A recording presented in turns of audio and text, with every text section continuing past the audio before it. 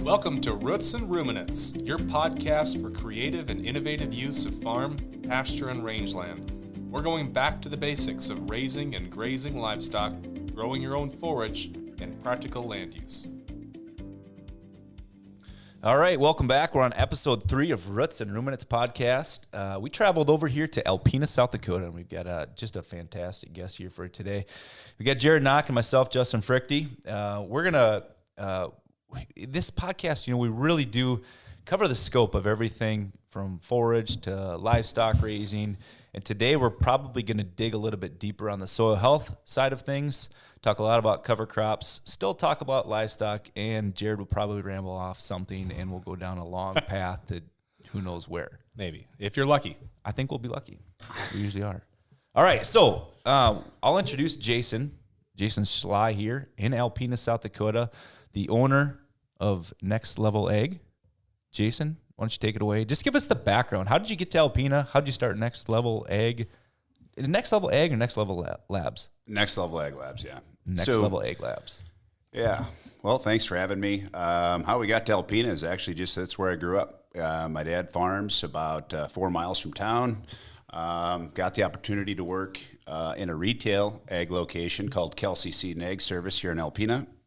We started the consulting side through that retail location. And there was just a separation point about 5 or 6 years ago as we expanded. We wanted to make sure, when we were working with local growers, I think they knew we were non-biased when we were making, recommendations, even though we were working with the retail. But as we grew and as we get into, now I keep guessing, but I'm guessing we're in 40 or 45 states.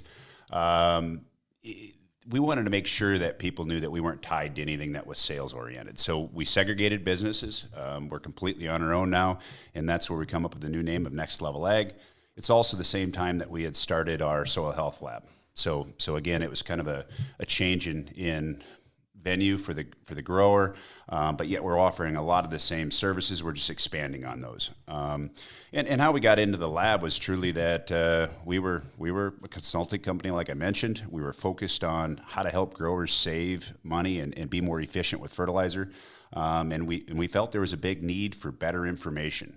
And as you guys know, cover crops have grown, soil health terminology has grown. But if you look back when we started this real dig into fertility, that was 2008, 2009 timeframe, and you weren't hearing as much about carbon. You weren't hearing as much about soil respiration and activity. So again, it was a tough push, but now it's finally turning around, and people are recognizing the importance.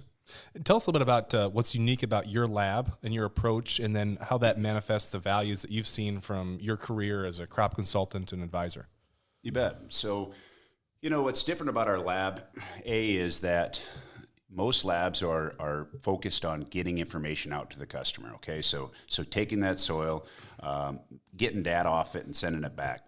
Our focus has been on what does that information actually mean. So that's a big differentiation point between us and a traditional lab.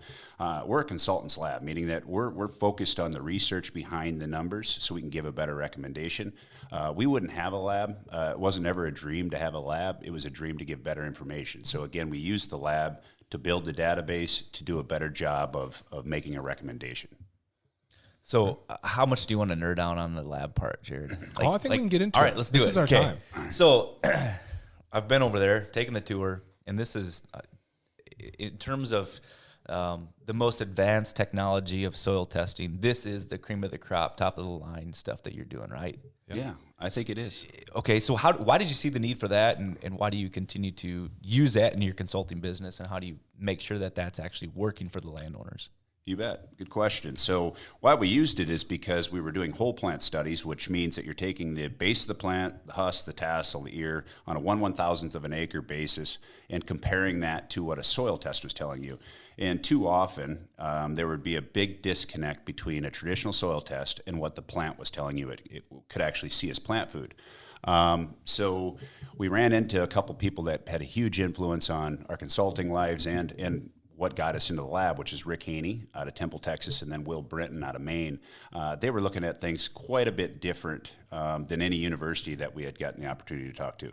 They were talking about, hey, there's organic nutrients in our soil. The reason they report inorganic nutrients is because that's what the plant sees. But it's such a dynamic system that the organic are converting into inorganic, basically every minute of the day. So if you have activity in your soil, you're going to get more free nutrition, and you're going to release that nutrition in stressful times, where inorganic nutrients, that doesn't necessarily have to happen. Once it's in the inorganic state, it's vulnerable to tie up.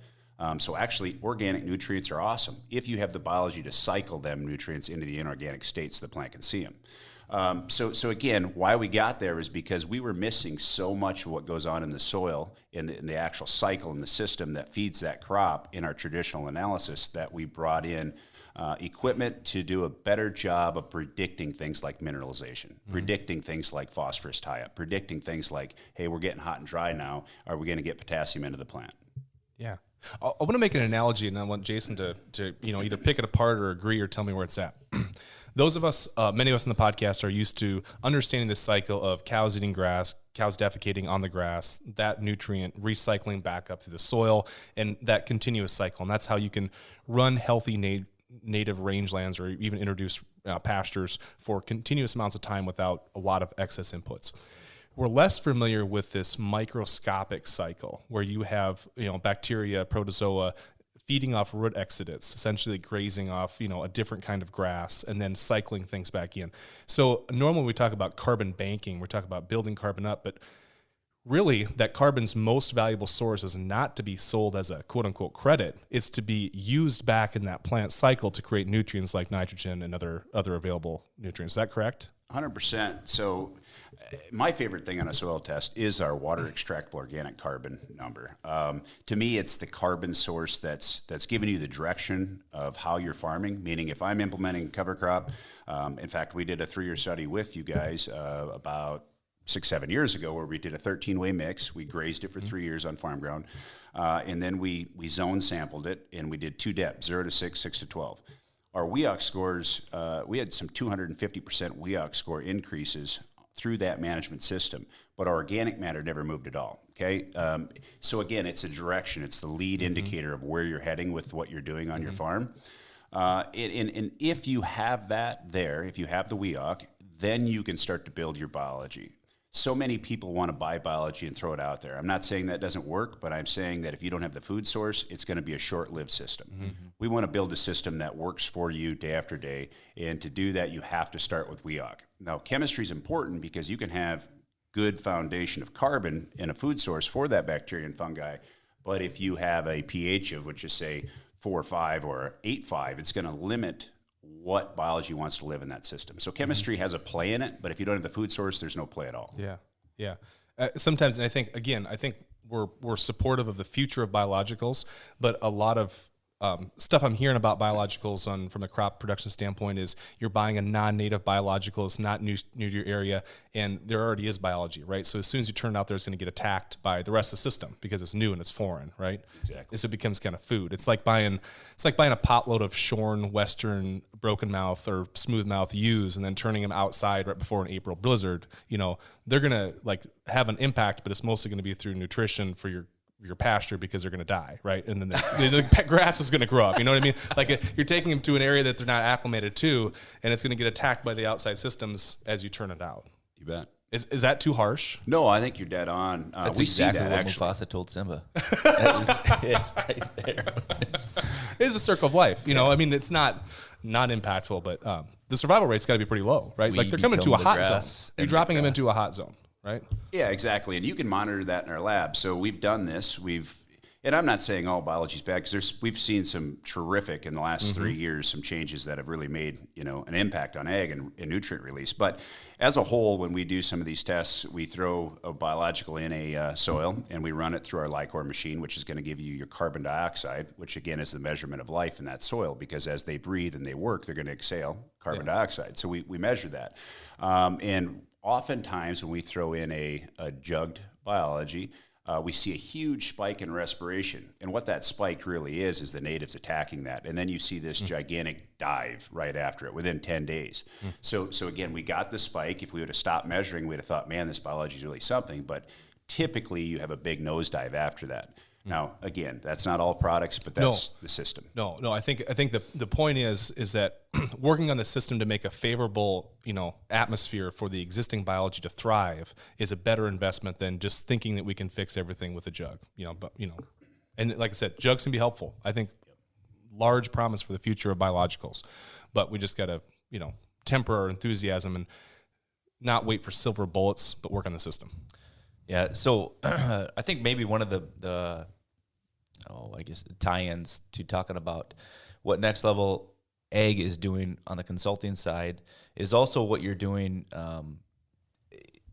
or I shouldn't say it's a tie-in, but on the consulting side, you're taking these lab analysis and you're incorporating more soil health practices that's changing how these farms are actually, improving. So you're talking about these, the carbon cycle and the WEOC scores, but really that's really more favorable for no-till situations, right? Yeah, there's a little bit of debate on that.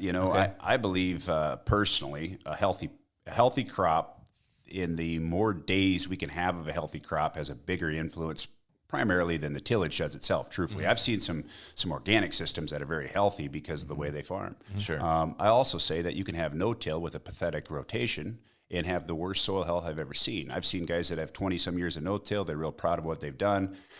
They get a test from us, and they want us to rerun it because they don't think it's correct. They think it's healthy because it's no-till. An example, if people think that all legumes are so great because they're going to give us this free nitrogen the next year, which they do. But I always say it's actually the most expensive nitrogen we have because it's coming from our carbon checkbook, something that's very hard to replenish versus our bank account. Yep. So again, it's a combination of things, right? If you can have a healthy crop plus a healthy cover crop, I'd take that system with tillage before I'd take a non-healthy crop, a very high or low carbon crop year after year in no-till. Yeah. So Dr. Haney, I think probably the same week that he was on with you, was on with John Kemp in his podcast, which I think is a fantastic one if you haven't followed it so far. It's extremely in-depth. Like John Kemp is a wizard. He's crazy smart. And they were talking about this, and they were saying that, again, there's some systems where tillage does make some sense, and they were really trying to figure out what the linchpin of the system is, and they were talking about cover crops, and it's basically, I think that I like to envision it that way, as cover crops as being the linchpin of a soil health movement, because really, if you were going to maximize a system, you need to capture every photon that the sun gives you, and if you don't have a green living plant with chloroplast active, when the growing degrees, when the growing conditions are above freezing, then you're missing an opportunity, right? That's your harvest. So in any way, and if you can take that cover crop and you can harvest carbon, and then you can store that carbon and then potentially use that to produce more of your own nitrogen instead of putting it out there, that's an appropriate use of that carbon. Exactly.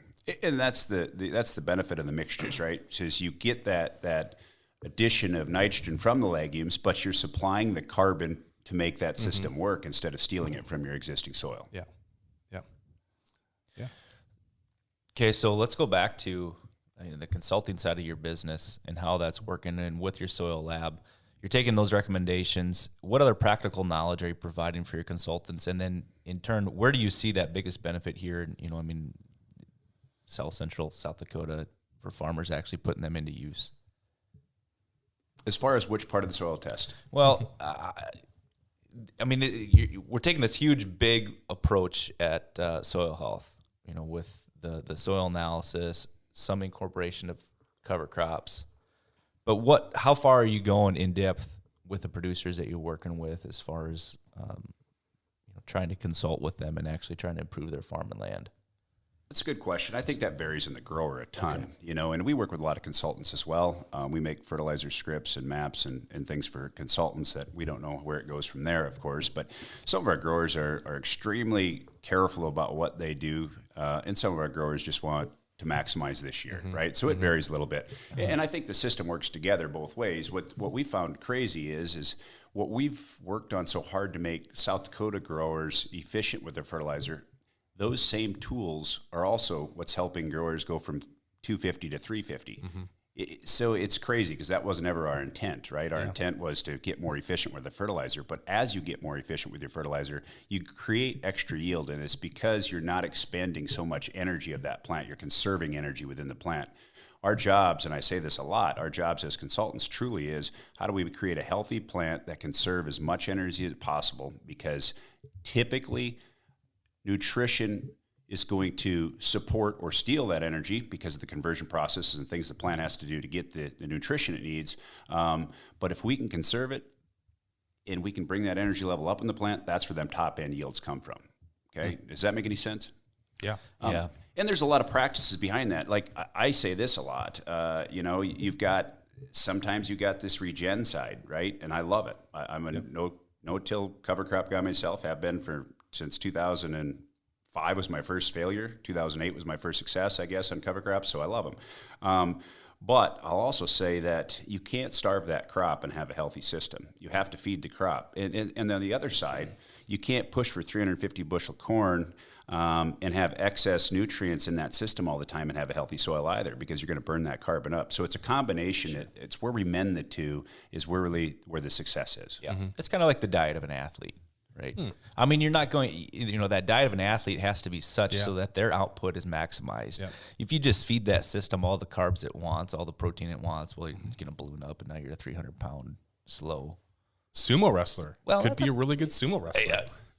I suppose we should depends on the outcome, athlete, right? You have to define the outcome. If you're a 100-meter sprinter, then that's probably bad. Yeah, the sumo wrestler probably isn't going to fit. Well, I think it's past. I think we all have learned to some degree either through practice or through academia or however it is the point of diminishing returns. But I think what you're seeing is that it's actually financially more aggressive than that, right? So there's a point where you're not only diminishing returns, but you're actually going negative. And it's faster than we think. Without a doubt, go back 10 years or 15 years when you guys first started seeing variable rate fertility.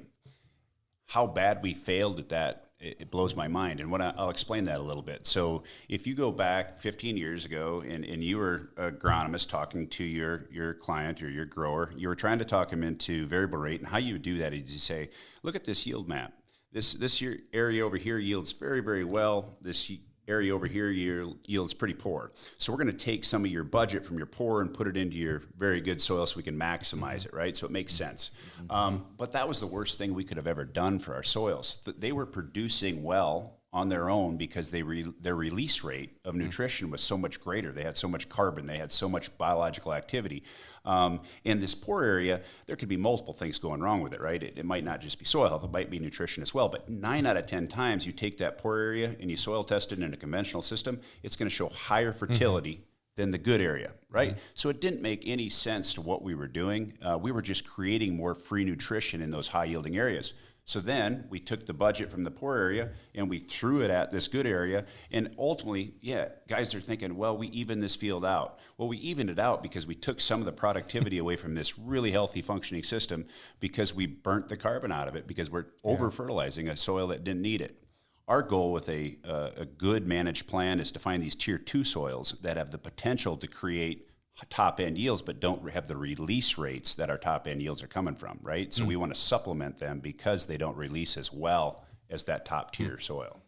Any amendments that you're looking at that, so major systemic problem in the James River Valley is saline areas and things of that nature. So any amendments that you're looking at when you're talking about those, hey, we already have banked up nutrition, right, in these areas, or nutrients, I should say, banked up nutrients from years of putting the same fertilizer down and not fixing an issue, whatever it may be. It may be water saturation or whatever.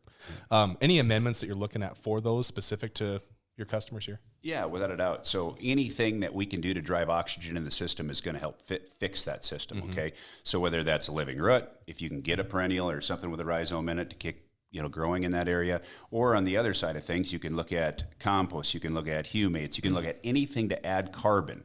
That's the first step. Second step is drainage, if you can do it. Third step then is to follow up with the gypsum, something to flush that system. Once we've flocculated the soil, then we can worry about fixing it. But until we flocculate it and add oxygen, we're just wasting our time and our money, and most of the time. Yeah.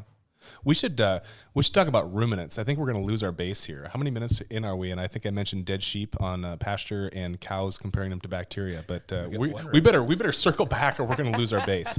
So let's talk about cows. You guys are both fans of red cows, I think. Justin, Jason, right? You have that in common.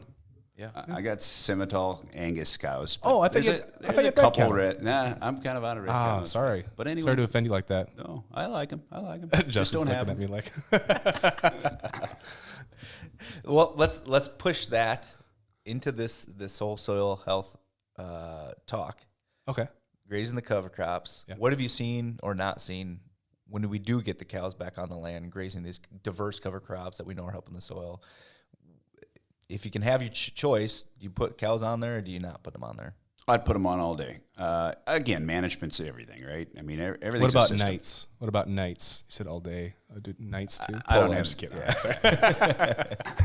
But yeah, I think anytime we can put that slight stress in that plant by feeding on it, that plant to overcome that, what it's going to do is release more exudates. Again, the more exudates we get, water-soluble carbon goes up. Water-soluble carbon goes up, biology levels go active, right? So again, what that's doing is cycling nutrients quicker when we have something that's going to kick those exudates into that system faster. And we can improve the speed of how that's happening by our grazing systems. Would you mind spending one more minute explaining root exudates just for our audience to make sure everybody understands it? I think that's maybe something that we miss talking about in our formal educations or day-to-day conversations. Exactly, and I talked earlier. In our day-to-day conversations. How many day-to-day conversations? I don't remember the last time we talked about root exudates at Christmas, and we're together like almost all day. So, well, I mentioned earlier, I think our job is to conserve plants' energy, right? This is part of that system. So naturally, what happens is a plant grows, and the darker the chlorophyll, the better opportunity it has to capture more sunlight, okay? So as it captures sunlight, what it's going to do is go through a photosynthetic process, and then it's going to release exudates through its root system. The exudates are going to be made up of carbohydrates and weak acids. The carbohydrates are there to create the association with the root and the microbiome, basically, or the life underneath the soil, so they can have a communication process and help each other out. The bugs are after that sugar, the plants after that nutrition, so they work together in that format. The acids are then there to help break the nutrition away from the soil. So it frees up nutrition from the soil and puts it into a pool or soluble nutrition so that plant can take it up and be fed. Okay. So when you talked about grazing increasing root exudates, is that because we're grazing the plant down before it reaches physiological maturity and starting the life cycle in the growing point again, or what's causing that by keeping that active? I think what causes it, and again, I'm not saying this is my specialty by any means, but I think what causes it is, again, the natural response to anything is when you get hurt, you're going to stress, right? Mm-hmm. And you're going to try to rebuild and get better. So as that plant goes through that stress, meaning it's chewed on, it wants to stimulate and regrow. Mm-hmm. I mean, it's natural. And it knows that if it kicks out exudates, it's got a better chance of being fed. Okay, so as it's fed on, it's going to kick out more exudates. As it kicks out more exudates, it's going to, again, have that relationship in that soil. It's going to come running and feeding that plant nutrition. So as it feeds that plant nutrition, it regrows faster. Yeah, and I think that's why, grazing, even in cells, when you see pasture, how much healthier those pastures look. It's not feasible a lot of times because of our water situations, but you always see how healthy and thick that grass is where people do that in comparison to letting them graze a quarter, right? Yeah, so this moderate challenge or intermittent challenge that it has actually makes it come back stronger, a lot like weight training or like back to the athletes. Yeah, you bet. Typically, and I've always had this thought too, where let's just take that picture of cell grazing again. You think of those areas being more heavily fertilized, which may be true, but what you're saying is also because of the stress of the plant and the root exudates that it's having, that's actually making that plant more healthy. Yeah, I just think it's cycling so much faster. Sure. And when it cycles faster, ultimately it is going to be more fertile, right? Sure. Because we're breaking a lot of organic nutrients into inorganic nutrients, and we're going to see that in a soil test. So you're naturally creating more nutrition because of that system.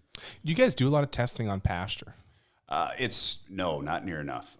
It's just not a lot of money's being spent on that part of the world. Sure. I'd love to see it. So I know SDSU is coming out with a precision ranching division of the new precision ag, kind of complex that they're building there and everything. So it'd be interesting to see maybe some funding or some emphasis put on that, right? So, because I've always said that, I don't know if we talked about this last time maybe too, but, we went right from saying, okay, maybe continuous season-long grazing on 160 acres isn't an effective use of that land, so we got to change the land use, and we got to put the cows in the barn, and then grow corn, and then feed the silage to the cows that are locked up in a hoop barn, right? So it's like, but then we're going to manage that field with zone mapping and variable rate fertilizers. So what if we just applied some of the same technology and techniques to the perennials that were already there, instead of having to think that we need a upgraded system in order to incorporate technology?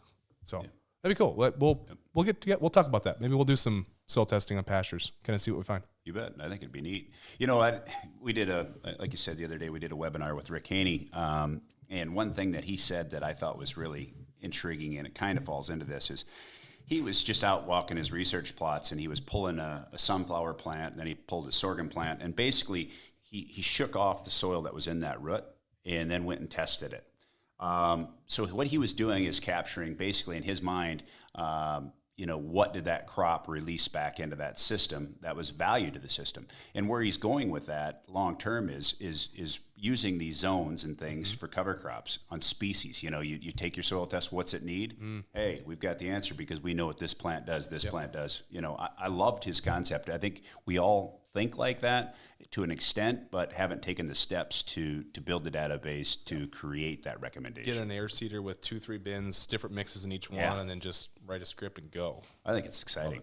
Because you guys see that. I mean, if you walk enough cover crop fields, you have certain areas that certain species do a lot better, and they do a lot more for that soil. And it's on a field-by-field basis, too, depending on what is in that soil, where it's at. And I think one of the hang-ups right now in the discussion, the national discussion around carbon and agriculture, regenerative agriculture, is the fact that there's not a wide, 1,000 studies all coming together saying, carbon crops raise organic matter. And that's what they're looking for. They're looking for it to be a slam dunk. It's like, well, if we plant all brassicas out there, right? We're just going to burn through it, right? We're not putting any carbon out there, right? Exactly. We're cycling. We're doing things. We're increasing oxygenation, water infiltration.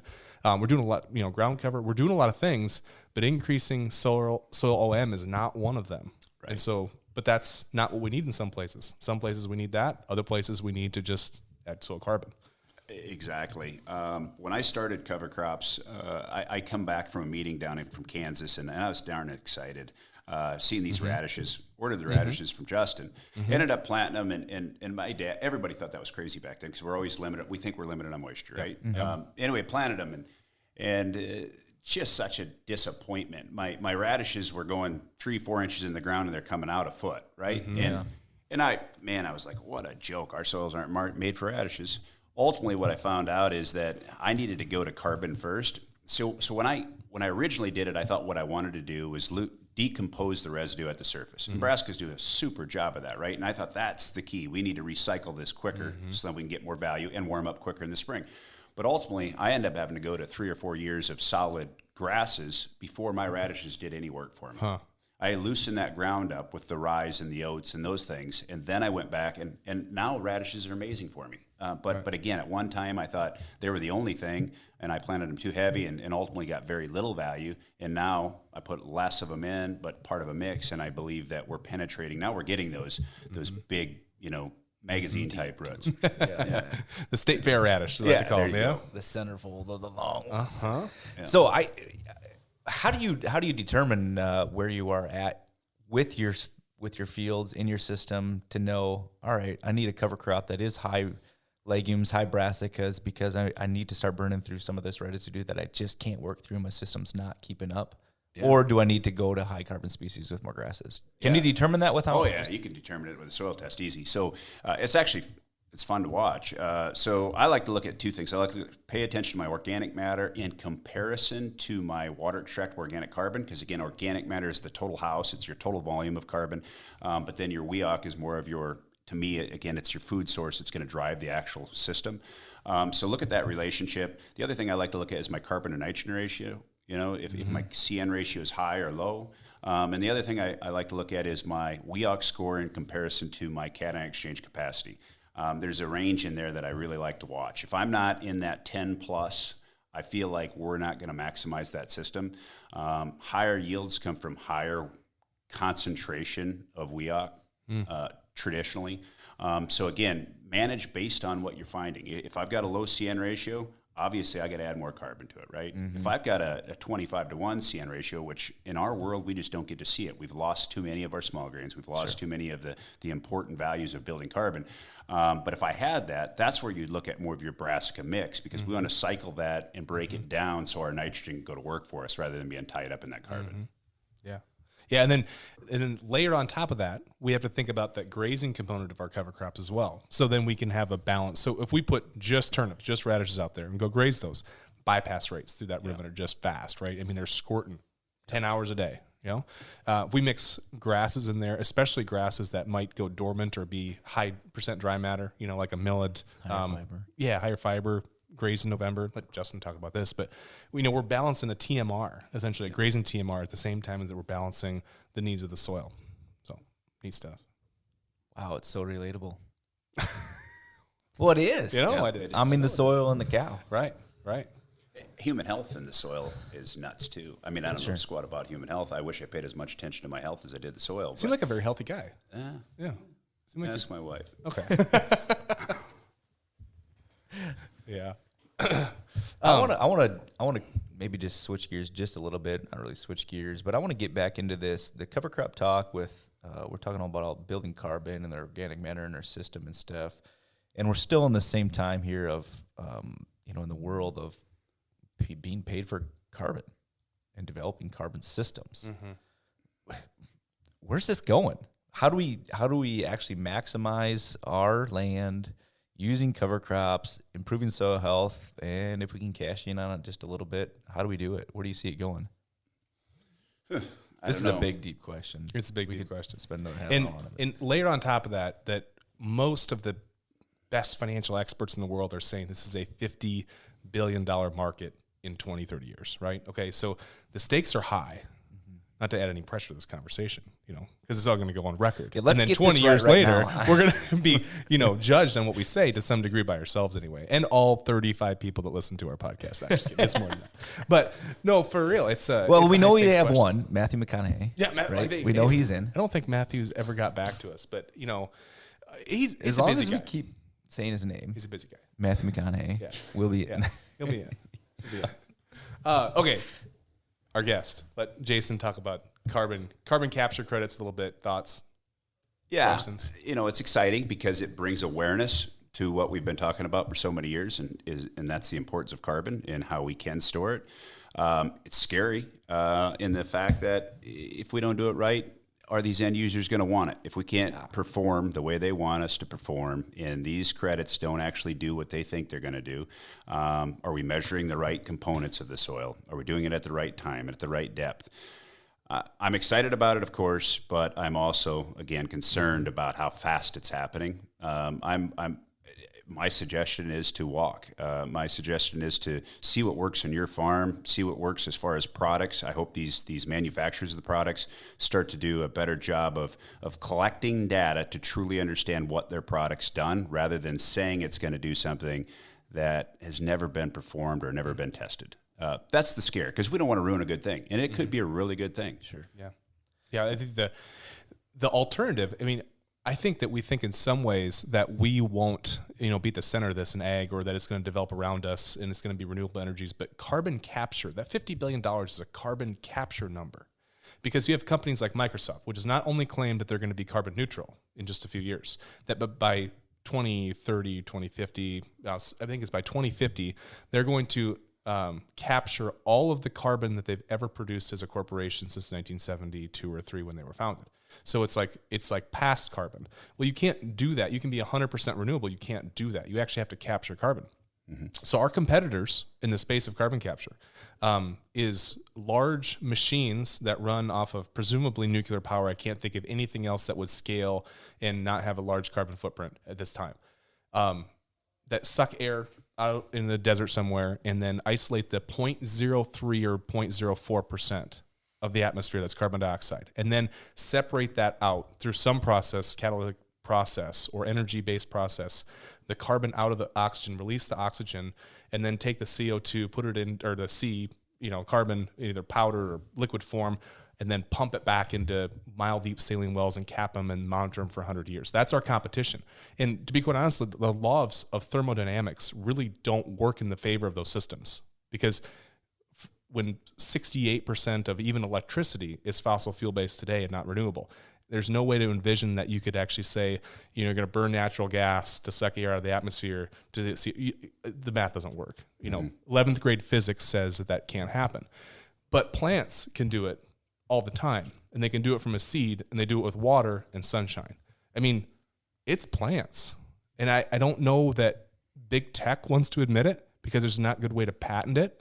And I think that's why you've seen some of the interest in biologicals and the exchanges, because I think they see it and they're willing to continue to invest in it. But it's exciting, I would say, but also a bit of the Wild West right now. Yeah, and daunting. It's daunting. I mean, this is big, big. Yeah. So let's go back to, what is the competition of? I mean, if Carbon it's capture. not us, if it's not land users and farmers building carbon, who is it? Trees. I mean, it's trees and grass. I mean, primarily trees, grass, and farmland is what the natural systems are. Otherwise, you end up with CO2 that ends up in the ocean, which leads to acidification of the ocean and the degradation of mollusks and coral reefs and things like that, right? So it's either tied up in living things, it's in the soil, it's in the atmosphere, it's in the ocean. That's it. And the best place is in the soil or living things. I think the positive news is that it's literally a situation where more life is actually the solution, not less. Right. And so more living things, more covers, more perennials, less sidewalks, less asphalt, less bare dirt, less deserts, more green living things is the answer. That's a cool story. It's a very cool story. It's green. More wildlife, more insects, more bugs, more bacteria. Mm-hmm. Yep. So it's a big win for most everybody who's at the table of this, as long as we get it right. And it probably starts with, in where we're at now, it comes back to what is the system that can be formulated to measure this as we improve, that then tells the story back to the consumer of these credits, the people anteing up. And like you said, Jason, we better get it right so that they're happy with what we're actually producing for them. Yeah. So what do we see for a system being made that actually captures, builds, measures what we're doing to tell that story?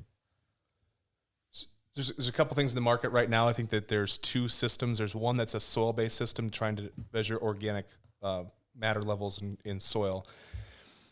And there's another one that's trying to get the whole system and the intensity, fossil fuel intensity of the entire system to get it to a product level, right? So I think it's like Gradables, what Farm Business Network's doing. A couple others that are saying, okay, here's a bushel of corn. This is the carbon footprint on it.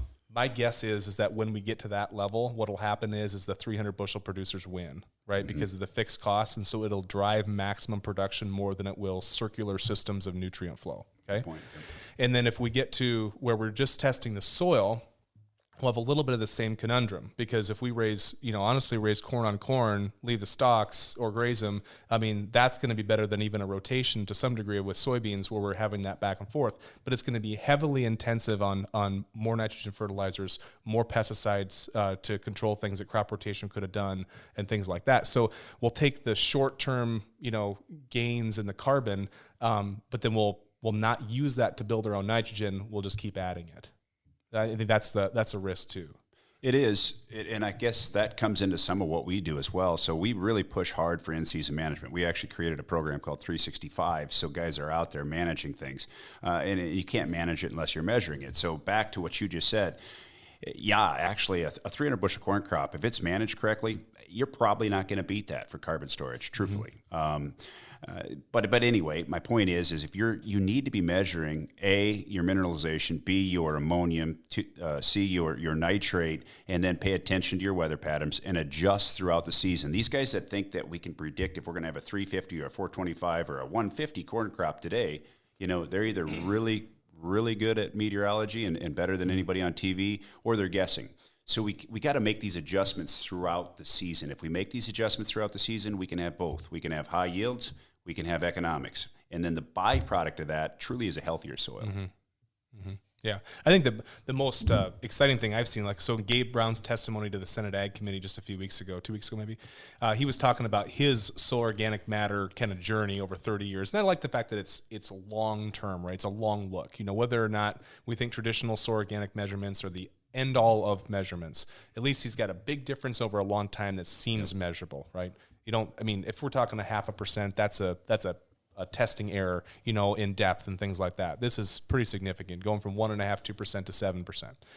And really, it's livestock inclusion in multi-species cover crops where it really launches. No-till kind of stagnates, single species cover crops stagnate, but once you get to multi-species and grazing, because it's more than just the nutrient cycle, it's actually the cycling of biological inoculation of the soil. So the saliva, the feces and everything, you're actually bringing a more diversity of life to there. And the more diversity of biological life that you have on a microscopic level, again, back to that grazing root exudates, which builds nutrients back into grazing cattle above ground. Right on.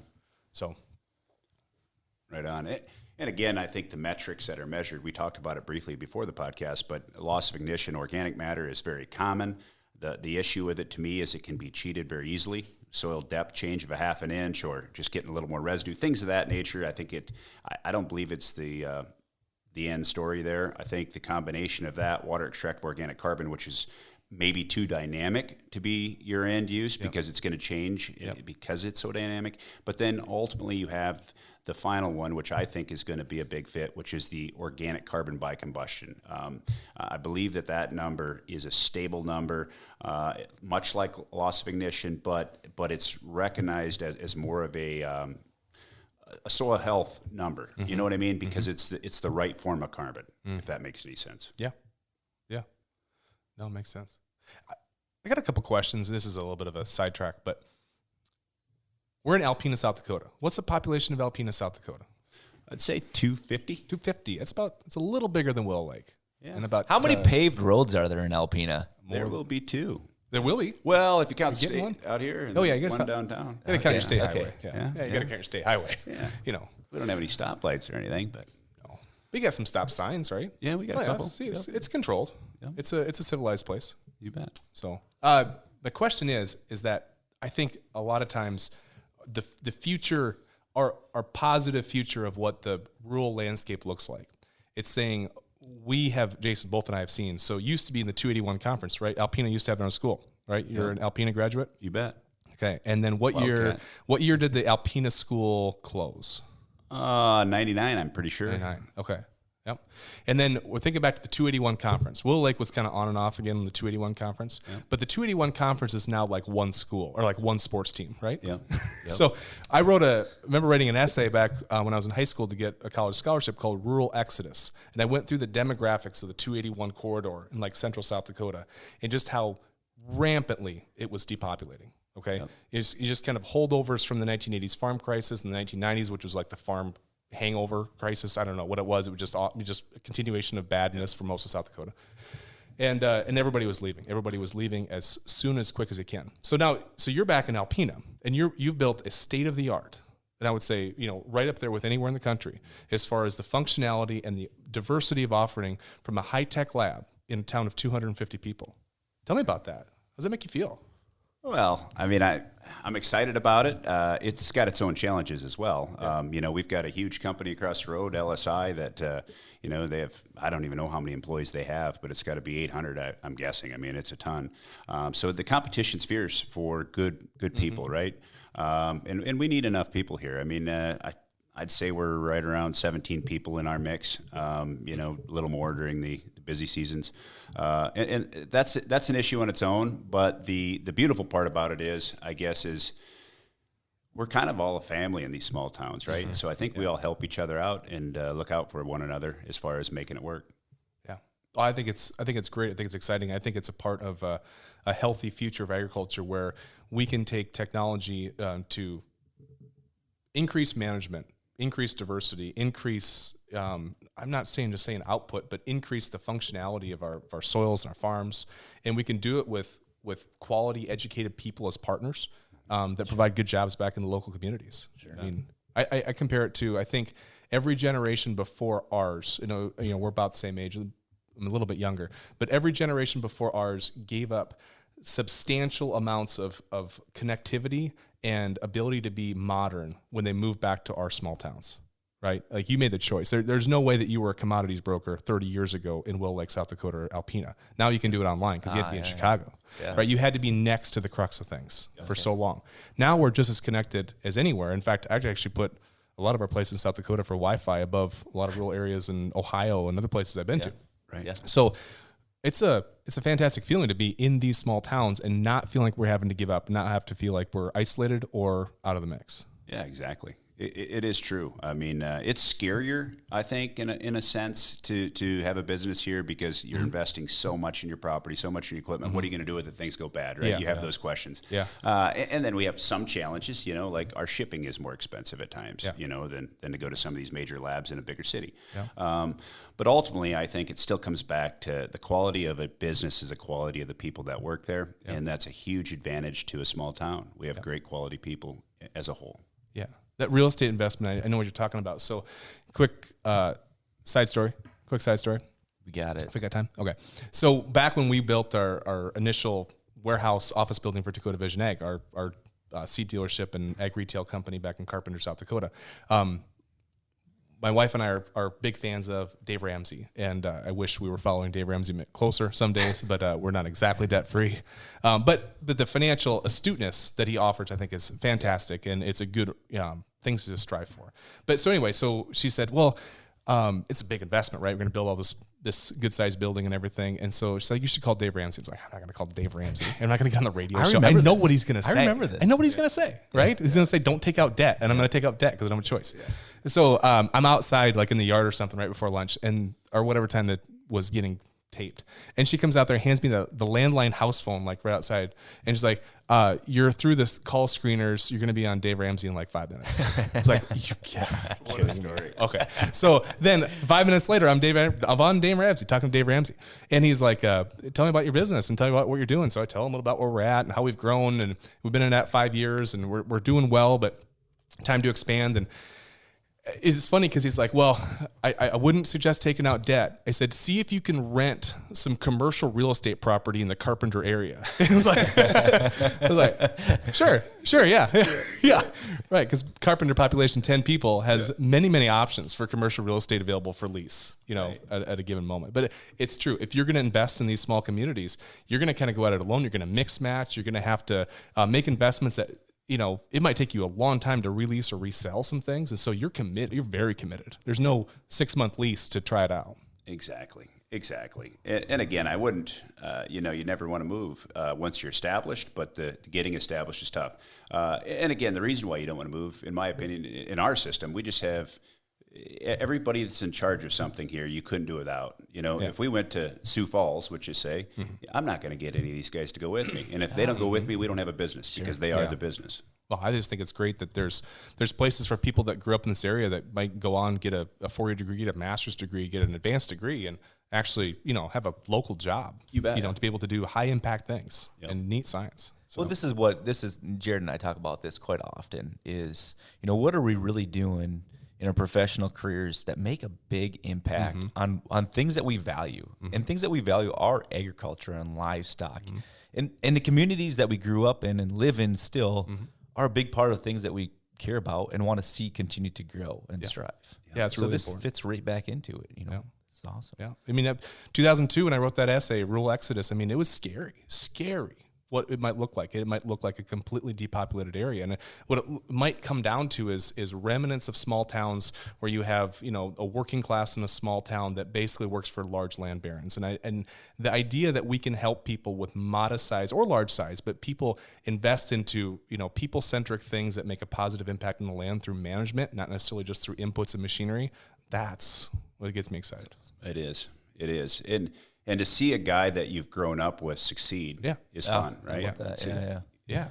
Well, this is great. I think South Dakota Department of Economic Development will certainly be a sponsor here. Yeah, for episode 3. I don't know why they wouldn't be. They got to be all in. I'll call Kyle. There we go. Oh. What's the motto right now? We're open for business. I think so. Yep. Appreciate the time, Jason. Hey, thank you guys. I respect the business that you guys have created and the direction you're going. I love it. Every cover crop I've ever planted has come from you with your advice, so I appreciate it. You guys have done a lot. It's good stuff. Good. Thanks. All righty. Well, thanks for listening to episode 3 of Roots and Ruminants podcast, and stay tuned for more. We'll see you.